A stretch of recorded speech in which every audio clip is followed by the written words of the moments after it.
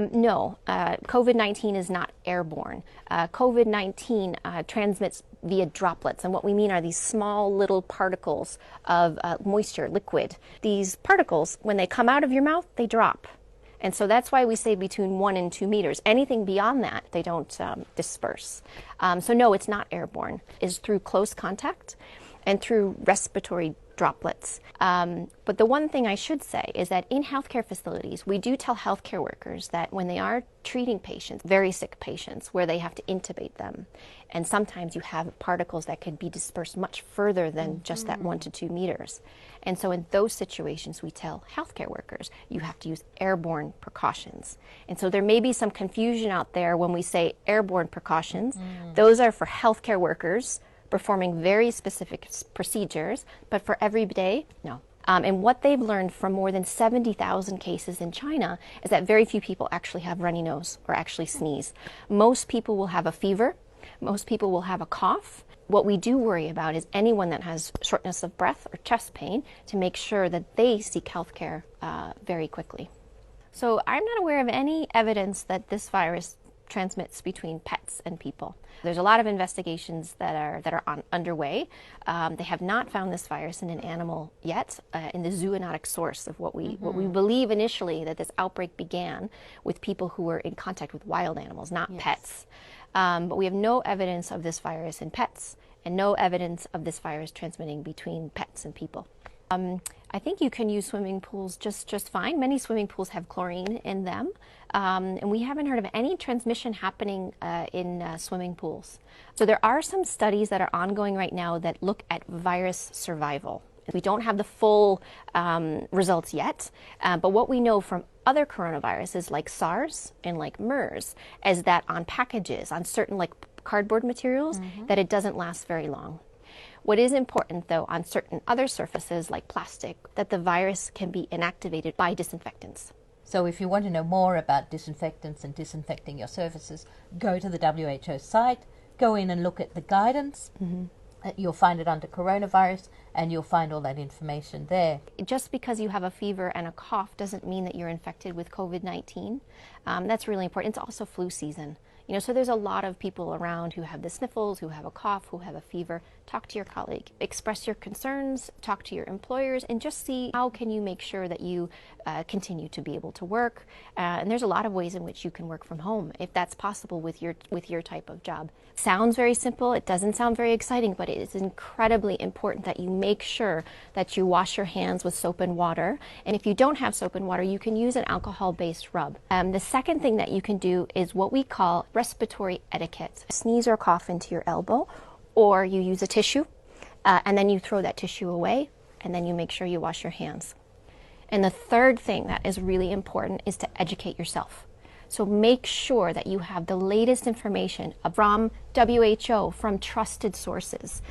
This is a rapidly changing situation, and so the more we learn, the more we want you to know about this. And by educating yourself, you can make sure that you protect yourself and you protect your family.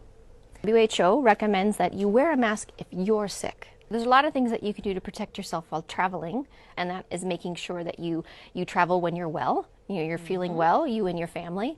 Making sure, again, you wash your hands a lot, you practice respiratory hygiene, making sure that when you eat food, you're eating cooked food. And so just wearing a mask in general, no, but making sure that if you're having symptoms, respiratory symptoms, that you wear a mask. And what happens if you're, say, coughing into your mask and it gets very wet at the front?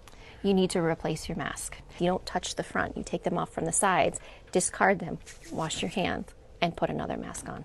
And when you discard them, you would make sure that you discard them somewhere safe? That's right, in a bin that is covered. Yes, that's right. I wouldn't even say asymptomatic, but pre-symptomatic, meaning it's a few days before they develop symptoms themselves.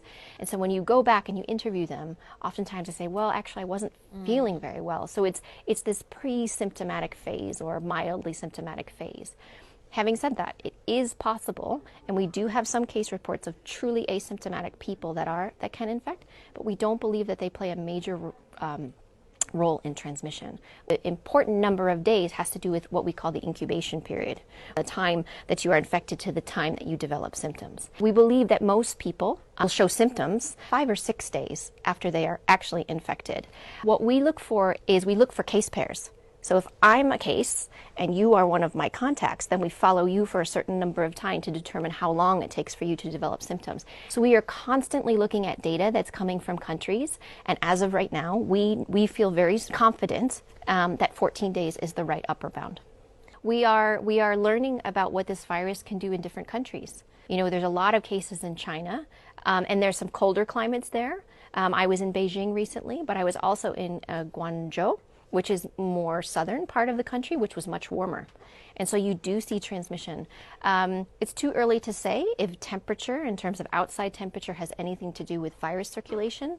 But we need to prepare ourselves that this virus can transmit between people anywhere that it goes. There was a really big report that came out of China, I think it was last week, where it was looking at 55,000 cases. I think it was 2% of those infected were among children. And that's a very low number. And that's important to know, because in flu, for example, children are really important in transmitting this virus. But in COVID-19, they don't seem to be. We don't know why yet. And so that's a big point of research. But even the children who are infected, many of them will have mild disease. A majority of people who are infected with COVID-19 will have a mild disease, which may actually include a mild form of pneumonia. Antibiotics will not work against COVID-19 because that's a virus, but I know that you could have a co-infection with a bacteria, and an antibiotic may be helpful for that, but it won't actually work against a virus. Please come back to the WHO website and look at what we have posted. There's new postings every day, whether there are situation reports, which gives you an overview of the latest cases and what WHO is doing. There are myth busters, there are videos that can help you, teach you about, like I said, how to wash your hands, how to make sure you wear masks appropriately, and many other things. But please do continually, read about this and look at the websites and make sure you have the latest information at hand.